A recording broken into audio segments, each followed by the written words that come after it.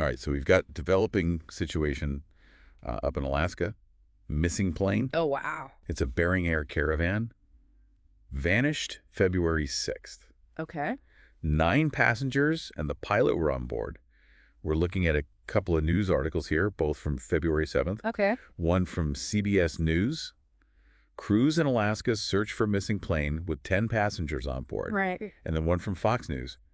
Bering airplane vanishes in Alaska while carrying 10 people. Mm-hmm. So the plane was flying from Unalakleet to Nome, and last known position was 12 miles offshore Oh, geez. in February Yeah. in Alaska. Not exactly where you want to be stranded. No. That really highlights, the challenges of air travel in Alaska, especially during winter. Yeah. Small planes are essential up there. They're often the only way to get around, but it also comes with a certain level of risk. For sure, and it's making me think about all these other recent aviation incidents we've been hearing about. Yeah. Just a few days ago, we had that American Eagle flight and Black Hawk collision in D.C. Right. And then there's that medical plane crash in Philadelphia. Oh, yeah. It feels like there's been a string of bad luck lately. Yeah, it does seem that way, doesn't it?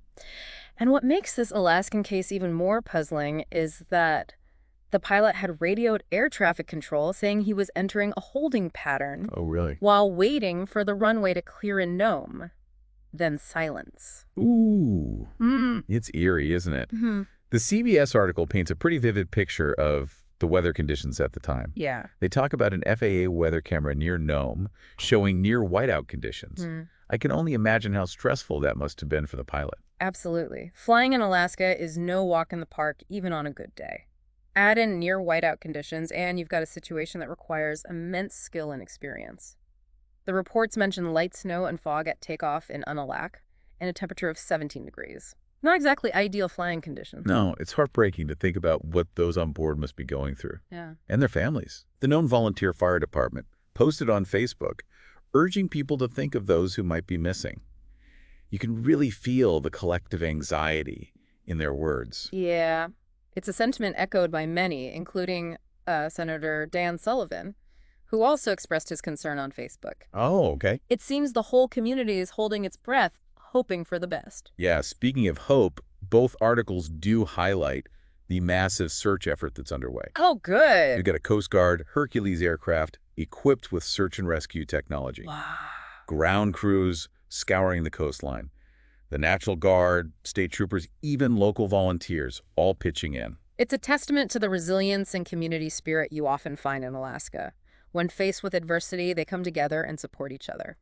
It's amazing to see that level of cooperation and determination. Yeah. But at the same time, it makes you wonder about the odds of finding the plane, especially given those harsh conditions. It's certainly a daunting task, but they're not giving up. And while the search continues, the National Transportation Safety Board is monitoring the situation closely. Okay. They'll only be able to launch a formal investigation once the plane's fate is known. Until then, it's a waiting game filled with anxiety and uncertainty. And speaking of uncertainty, there's one detail in the Fox News article that adds another layer of complexity to this already difficult situation. Okay. They mentioned that the plane was a Cessna 208B Grand Caravan EX. Ah, that's an interesting point.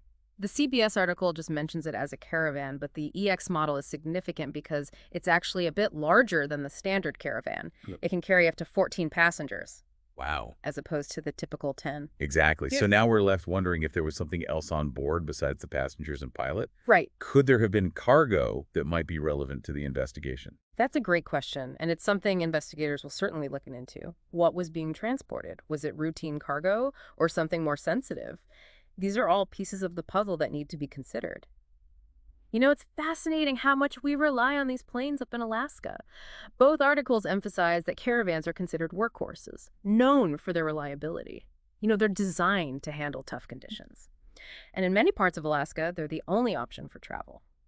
Yeah, it's a bit of a paradox, isn't it? This incredible reliance on these planes, but also the inherent risk that comes with flying in such a challenging environment. Precisely, and that's something both articles really drive home, the stark reality of Alaskan aviation. It's not just the weather, it's the vast distances, limited infrastructure, and the constant need for pilots to make judgment calls based on ever-changing conditions. And human impact is huge. The CBS article mentions that Bering Air serves 32 villages in western Alaska. Wow! We're talking about people going about their daily lives, visiting family, transporting goods, all depending on these flights. Yeah, you really get a sense of that community connection when you look at the response to this disappearance. The Fox News article highlights Bering Air itself, describing them as a regional service with hubs not just in Nome but also Kotzebue and Unalakleet. Hmm. They operate 7 days a week, carrying both passengers and cargo. It's a lifeline for these communities. And it sounds like Bering Air is deeply involved in the search efforts. Their director of operations, David Olson, is quoted in the Fox News article saying that their staff is doing everything they can to gather details and assist with the search. It's a reminder that behind the statistics and the headlines, there are real people who are deeply invested in finding this plane and its passengers. Right. And it's not just Bering Air. The CBS article mentions the Norton Sound Health Corporation standing by ready to respond to a community medical emergency. It's reassuring to know that there's a whole network of support in place, even in such a remote area. Absolutely. It speaks to the strength and resilience of these communities, the way they rally around each other in times of crisis. But let's face it, the clock is ticking. The CBS article points out that air searches have been limited at times due to weather and visibility. Right. And even on the ground, it's a massive undertaking. The Fox News article describes search teams covering the coastline from Nome to White Mountain. Wow. That's a huge area to cover, especially given the terrain and conditions. Yeah, both articles stress the importance of the specialized equipment being used in the search, like the Coast Guard's HC-130 Hercules aircraft with its advanced search and rescue technology. It's incredible how far technology has come in aiding these kinds of efforts. But at the same time, it underscores just how challenging it is to operate in this kind of environment. Yeah, it really puts things into perspective. The Fox News article mentions the known volunteer fire department urging people to think of those who may be missing, but to avoid forming individual search parties due to safety concerns. It's a delicate balance, wanting to help, but also recognizing the dangers involved. And it really highlights the emotional toll this situation is taking on the entire community. It's easy to get caught up in the logistics and the technical details of the search. But I keep coming back to the human element here. There are families out there desperately waiting for news, clinging to hope. That's what makes these kinds of stories so compelling and so heartbreaking. They remind us of the fragility of life and the importance of human connection. The CBS article mentions Nome being known as the finish line for the Iditarod, that grueling sled dog race. Right. And it got me thinking there's some interesting parallels there. Both involve navigating harsh Alaskan conditions, relying on experience and resourcefulness to overcome obstacles. That's a fascinating observation. There's definitely a shared sense of resilience, a deep respect for the power of nature, and the understanding that sometimes things are simply beyond our control. And in both cases, the community plays a vital role.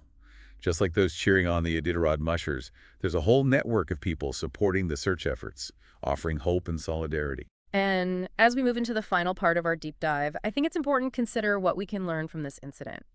Both articles mention the National Transportation Safety Board and the fact that they'll conduct a thorough investigation once the plane's fate is known. Right, they'll be looking for answers, trying to piece together what happened and why. Hmm.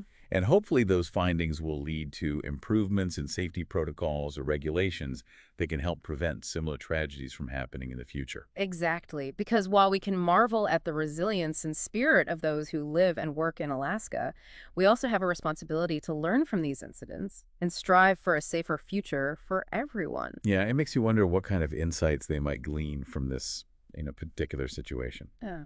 The CBS article briefly touches on the potential impact of climate change on aviation safety, Fair. suggesting that as weather patterns become more unpredictable, the challenges faced by pilots, especially in Alaska, could become even greater. Yeah, it's a sobering thought.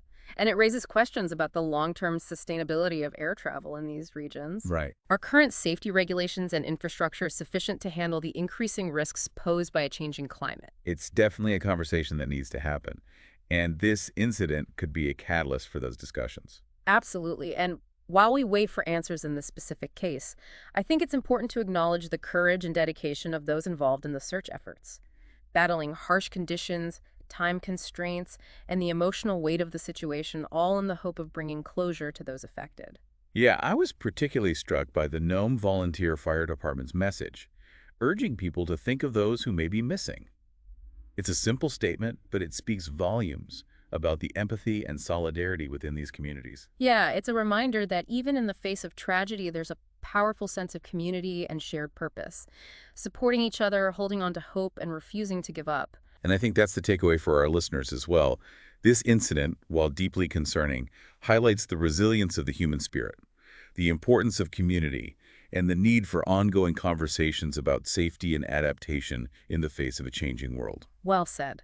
And while this deep dive may be ending, the story continues to unfold.